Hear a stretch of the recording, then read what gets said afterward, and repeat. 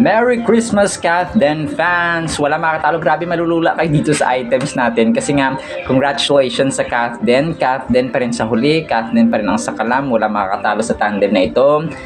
Iisa-isahin na natin mga kasambreros. Sit back and relax habang kayo po ay kumakain ng inyong spaghetti. Spaghetting pababa, spaghetting pataas mga kasambreros, no? Mamayang Noche Buena ng Pasko mga kasambreros.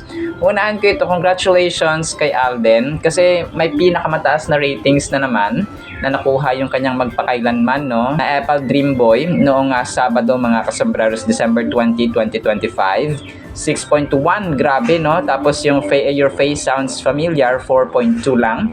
MMK ay 2.1 mga kasambreros %. So salamat sa inyong walang sawang suporta. So ito po yung nasabi ng magpakailanman sa segment na ito mga kasambreros ni Soiti. So wala pa rin kupas, no? Si Alden Richards mga kasambreros pa TV, pelikula, talagang hindi siya nawawala sa spotlight mga kasambreros, no? And ano yun, pinagpaguran talaga mga kasambreros. Tapos natutuwa ako dito kasi yung caption din dito ay di ba piloto siya, tapos international films. So dalawa ito sa main dreams, no, ni Sir Alden mga kasambreros, na maging piloto at gumawa ng international film and first time, no? At siya nga po ay isang kontrabida sa Big Tiger mga kasambreros. So grabe, no?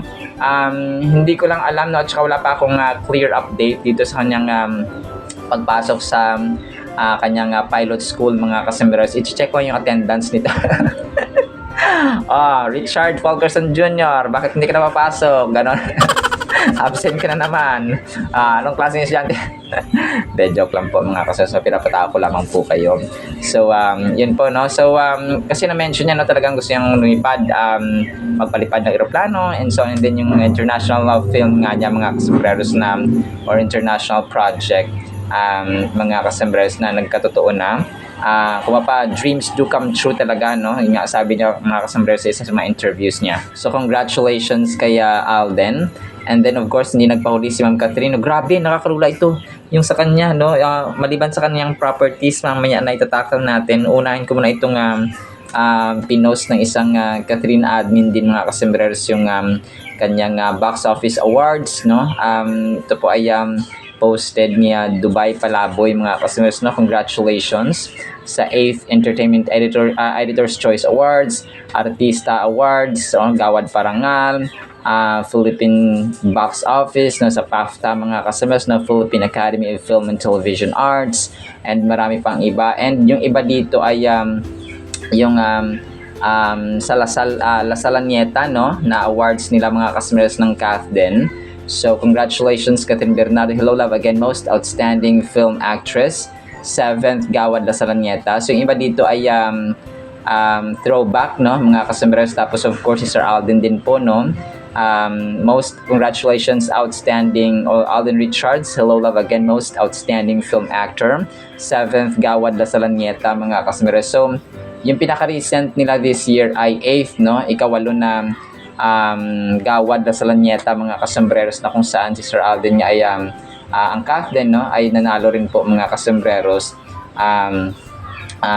Dito na dalawa actually yung nahakot ng CAFDEN this year sa Gawad La Salanieta. So isa sa mga awards ni Sir Alden dito yung Most Outstanding Competition Show Host, no? Yung Stars on the Floor nga mga kasambreros. Tapos yung kay Ma'am Catherine naman, maliban sa mga awards niya, ay yung sa Most Outstanding Brand Endorser Nominee. So alam ko panalo silang dalawa dito, no? Mga kasambreros and mga Cathenatics. So kung kaya most influential pa pala, no, nomination, pero alam ko parang hindi yata si Sir Alden dito nanalo. Most influential celebrity nominee, celebrity sa Gawad or ikawalong Gawad La Salanieta mga kasambreros. So ang napanalunan nila dito sa ikawalong Gawad La Salanieta ay yung Most Outstanding Film Actress and Most Outstanding Film Actor of the Year mga kasambreros, no?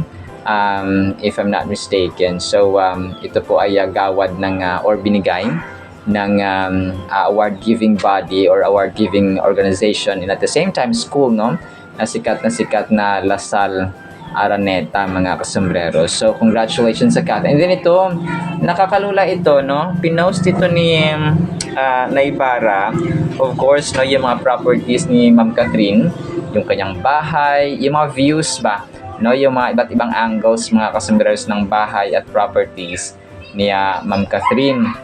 Andito yung kanyang bahay, tapos may dito yung may mga ano kasi, no, yung bahay ni Ma'am Catherine, iba't ibang portion, parang yung may area sa yung pagsa-slide, no, yung parang bata ka kunwari, no, tapos may area dito na parang parang toy kingdom and so on, tapos yung sa hagdan nila.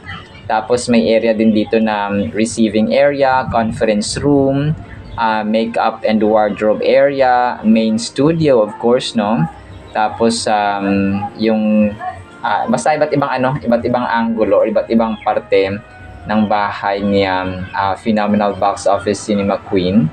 Tapos yung sa labas nila, yung Isla Amara, yung Posh Nails, no, na negosyo ni Ma'am Catherine. Alam ko parang hindi lang siya na isali dito, pero alam kong ano din, no, part din of course ng kanyang negosyo yun, mga kasomberos. And of course yung Empolo Manila, no, hindi natin makakalimutan yung Empolo Manila, mga kasomberos, kasi nga kakabukas lang nun, mga kasomberos.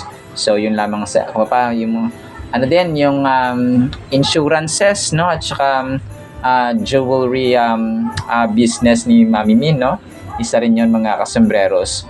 So talagang nakakalula. Nag-venture ang Kath din sa businesses, mga kasomberos. So walang talagang tatalo sa mga ginagawa nila. Parang unusual kasi, no. Hindi ko lang kung yung Elena 1944 kung anong pasabog na naman ang gagawin doon ni Ma'am Catherine sa Elena 1944. Inaabangan ko rin yun, eh. Baka kasi 'di ba magtatapos na rin yung kanilang, or baka magsushoot pa sila ng series na Someday sa susunod na taon, maybe January, tapos gagawin na niya yung Elena 1944 sa Feb. So maraming pasabog. Si Sir Alden din. So yun, no, reminder lang pala, December 26, no, aalis ang Fulkerson family, mga kasomberos. Narinig ko yung isang interview or tanong sa kanya doon sa Big Tiger, mga kasomberos, na media launch nila or media conference. So sa 26 pala aalis ang Fulkerson family, mga kasomberos. So ngayon ay busy pa ang inyong box office king sa kaliwat kanang Christmas party at endorser. Marami siyang endorsements na na parang kumbaga Christmas special na parang yung mga brands niya, mga kasomberos, ay pinapagawa pa siya ng Christmas special nila, no, parang pang-post sa Pasko, mga kasomberos. So yun po, which is parang requirement, no, bago siya umalis, mga kasomberos, ng bansa papuntang California, no, na kung saan ay nag-aantay sina Tita Jo niya doon at saka si Kuya Richard Daniel, mga kasomberos, na kanyang kuya. Dito natin makita na ang lakas, no, talagang wala pa rin makakatalo sa Kath din, mga kasomberos. So healthy competition naman ito sa kanila. They're just doing their job, they're just doing their own projects, no, especially yung mga dito yung mga kanya-kanya mga movies or TV shows, mga kasomberos. Si Sir Alden din sa susunod na taon may hosting project din siya, of course, no, doon sa Stars on the Floor. Naabangan din natin kung ano yung mga pasabog nila, mga kasomberos.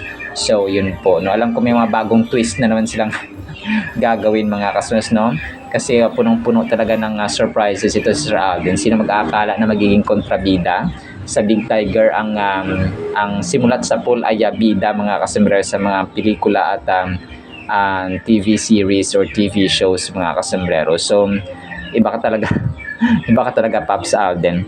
So sabi nga ni Ma'am Julia dun sa ARXV concert, mga kasomberos, sa lahat ng sumuporta at saka sumabaybay kay Sir Alden, hindi kayo nagkakamali ng taong sinuportahan. So yun siya, mga kasomberos.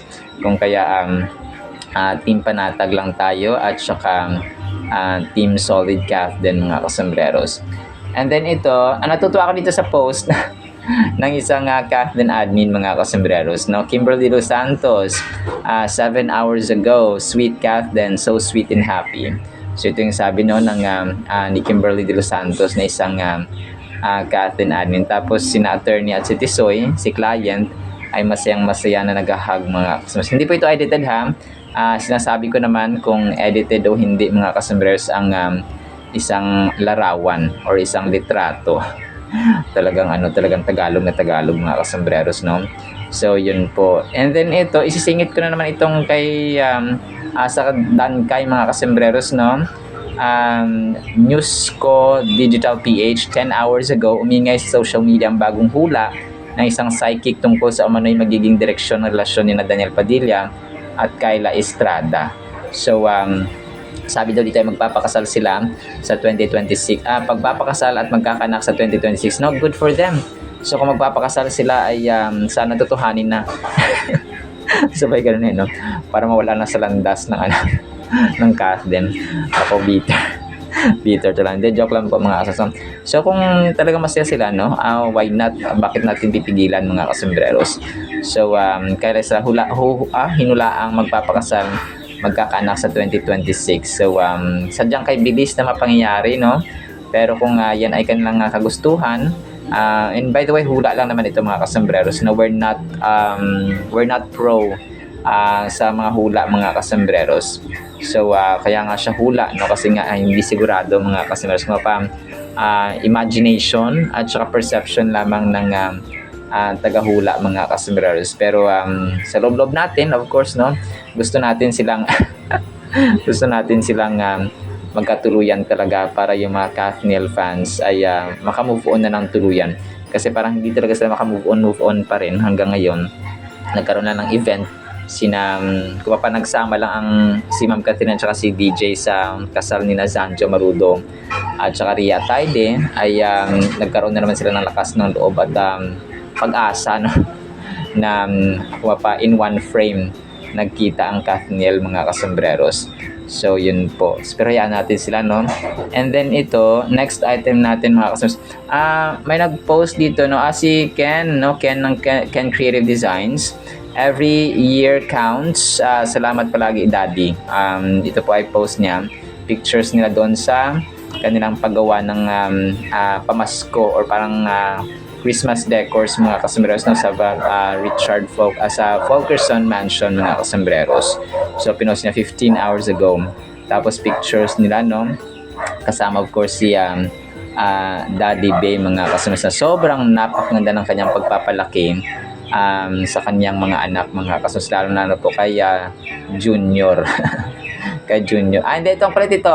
19 hours ago, post ng GMA Network. Sabi dito, sino sa kanila ang dadalhin mo sa family gathering nyo ngayong Pasko?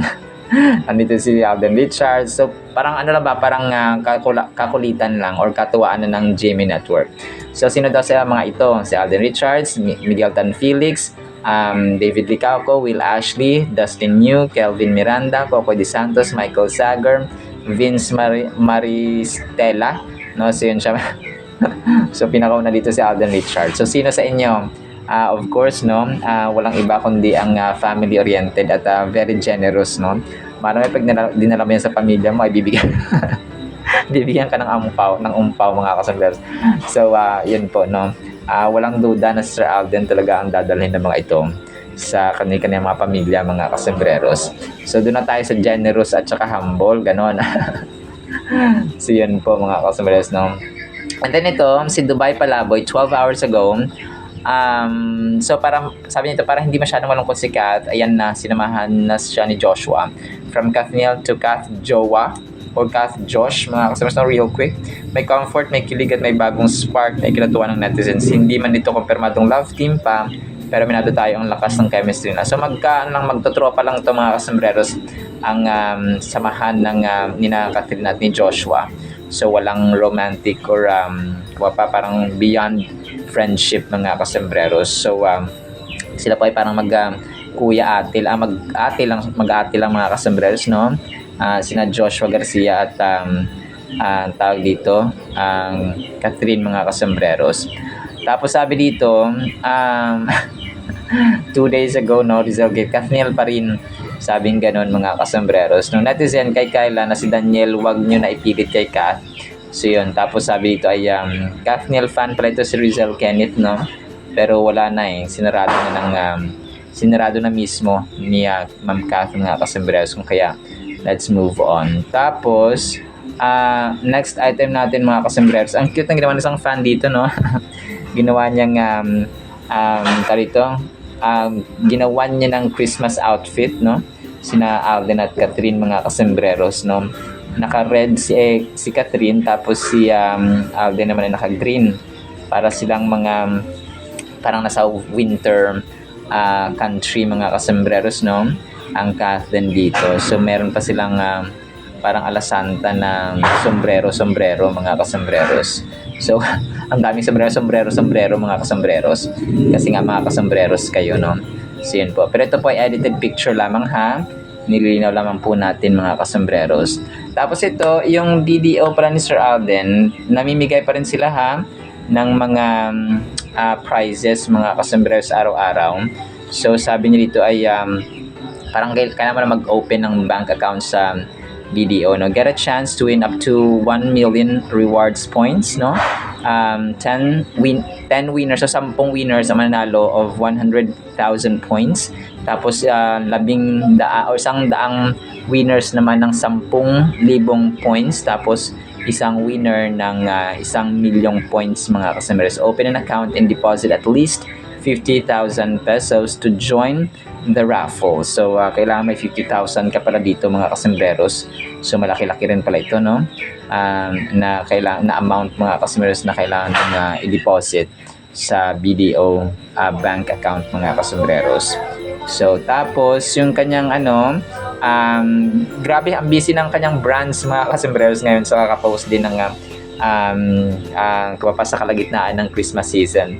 So yung kanyang white flower, no, ay nagbati din or nag-greet ng Christmas mga kas, wishing you a comforting Christmas powered by 100% sure essential oils, no, white flower Philippines. So tapos picture ni Sir Alden na kunwari ay may unan-unan, tapos nakapikit siya, tapos naka-white sweater, and then of course naka-smile, and then hawak-hawak niya ang kanyang in-endorse na white flower mga kasambreros.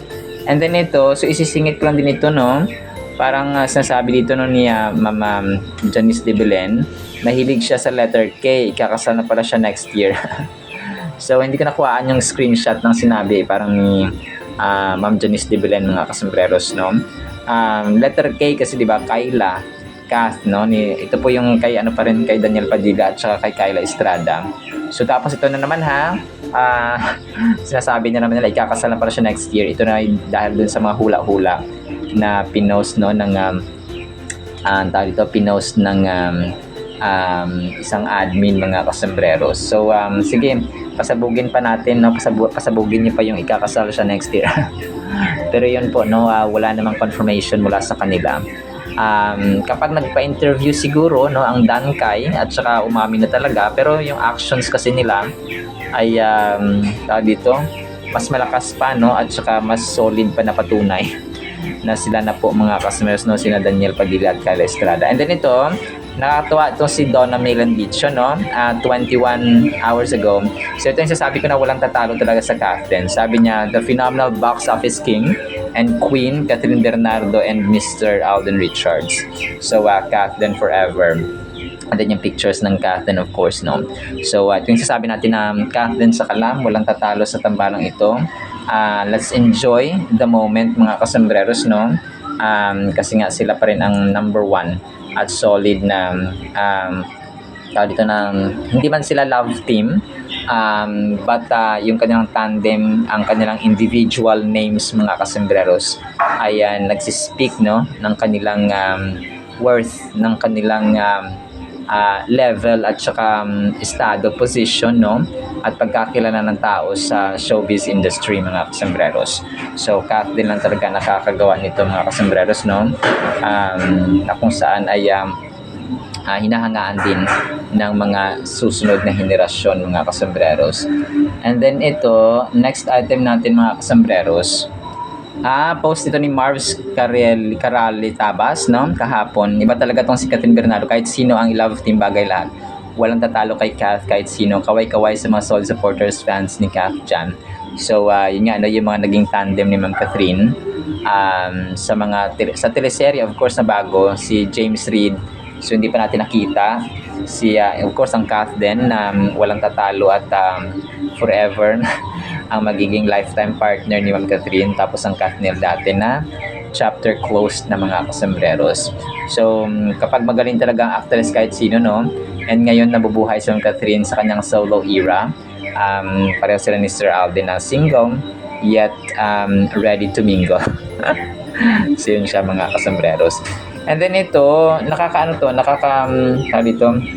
parang nakakatawa na medyo tataas ang kilay mo talaga mga kasambreros. Celebrity Today, one day ago, explosive revelation, Catherine Bernardo opens up in a shocking interview declaring DJ is my great love. Fans shocked, social media buzzing, everyone wonders why secrets are finally revealed behind her words. Was this confession spontaneous or carefully planned to reveal hidden emotions? Coincidence or secret romance finally exposed after years of speculation? What are the hiding behind smiles, subtle glances, and cryptic statements? So ito po ay medyo late sa mga updates. Sa mga updates mga kasamaras, no. Dati siguro ito na interview ni Kath, no, sa nung Katniel days mga kasambreros. So pero ngayon hindi na, of course, si DJ ang kanyang great love, no, kundi si Sir Alden mga kasambreros, na tahimik lang at saka peaceful ang kanilang pamumuhay mga kasambreros. So Kath din lang sa kalam. And then ito, second from the last item natin mga kasambreros, nag-post ito ang isang admin, no, naka-pink si attorney, tapos parang nasa labas siya mga kasambreros, tapos parang nakaupo at saka parang tumba-tumba na style ng upuan, tapos kumakaway siya, no. Pero hindi ko alam kung edited ito, no? Parang edited kasi, no? Pwede rin siyang throwback photo mga kasambreros. So, hindi siya recent. And then, ang last item natin, and absolutely hindi yung pinakahuli at hindi panghuli, ay ang prayer, no? Panalangin ni Sir Alden. Mga kasambreros, sobrang ganda nito. Sabi niya, Dear God, thank you that you are our healer today. I lift up my body and the bodies of those I love to you. Where there is pain, sickness, or weakness, help us to experience your restoring touch. Fill every place of brokenness with your strength and peace. Teach us to trust you and pray with persistence in the waiting. He heals the brokenhearted and binds up their wounds, according yan sa Salmo or mga awit 147 verse 3. Help us not to lose hope when healing feels slow. Surround us with encouragement, wisdom for care, and perseverance to keep praying. Let your presence be felt in every hospital room, every doctor's visit, and every quiet moment of struggle. In Jesus' name, Amen. So, Amen and Amen pops out then. So, talagang napakaganda na yung ating Pasko, yung ating buhay, no? Everyday ng ating buhay ay pinupuno natin ng panalangin talaga mga kasambreros. So, when you are in success, when you're in the middle of victory, pray, no? Pasasalamat. Kasi ang prayer, hindi lang naman siya paghingi, kundi pasasalamat din mga kasmas, no? Sa lahat ng seasons ng ating buhay. Alright, sinama sa ating Catherine items. Again, Merry Christmas sa bawat kasombrero natin dyan. Ako po, sabi ko nga kung malaki lang sana ang sahod natin ay gusto ko mamigay sa inyo ng pamasko.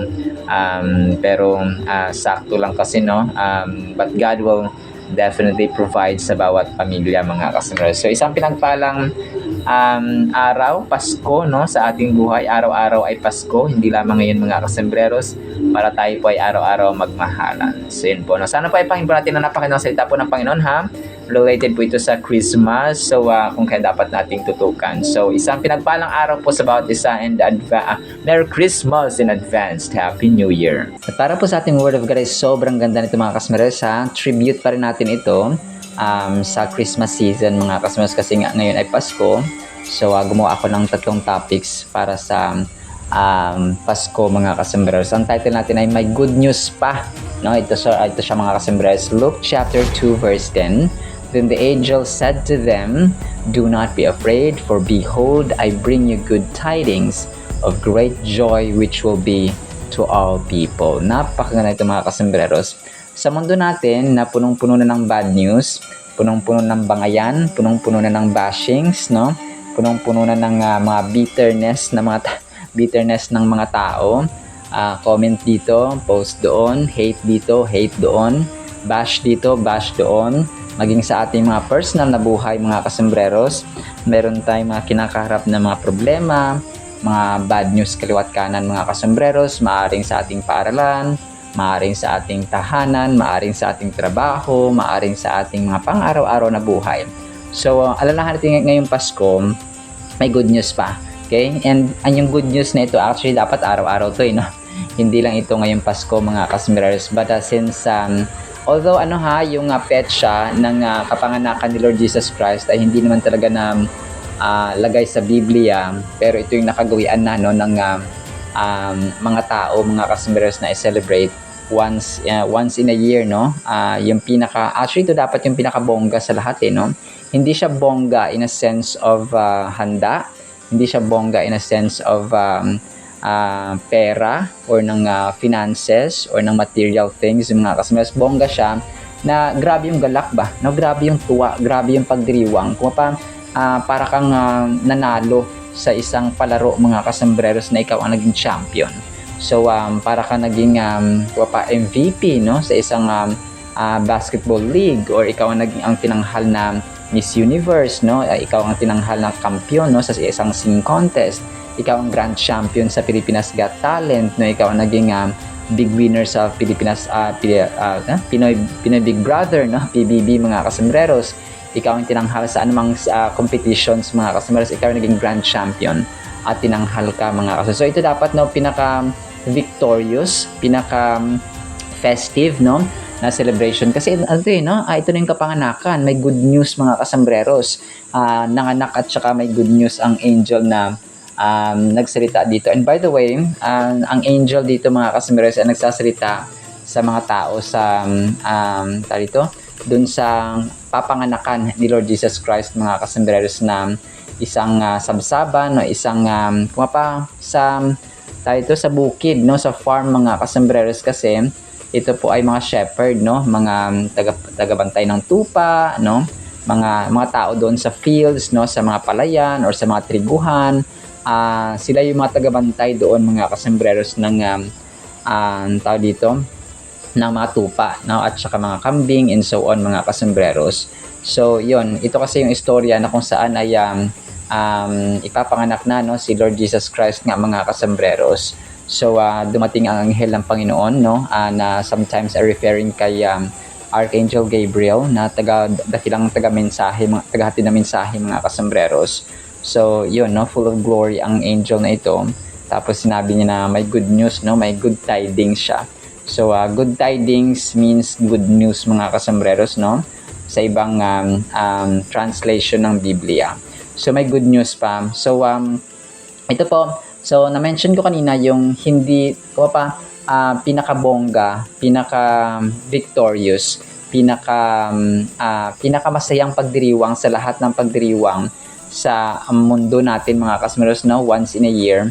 Kasi ito yung kapanganakan ng Panginoon, and then hindi basihan ng pera, kasi nga yung pinakaunang mga bisita, no, ni Lord Jesus Christ mga kasembreros nang ipinanganak siya ay sabi dito mga shepherds, no, mga tagabantay ng tupa, tagabantay ng, as in yung setting kasi dito no, sa sabsaban, ipinanganak sa manger, ipinanganak si Lord Jesus Christ. So hindi ka mag-expect na mga professionals at mga mga business people or mga mayamang tao, mga milyonaryong tao na nakapalibot kay Lord Jesus Christ. So we are expecting na, of course, mga tagabantay ng tupa, mga simpleng tao.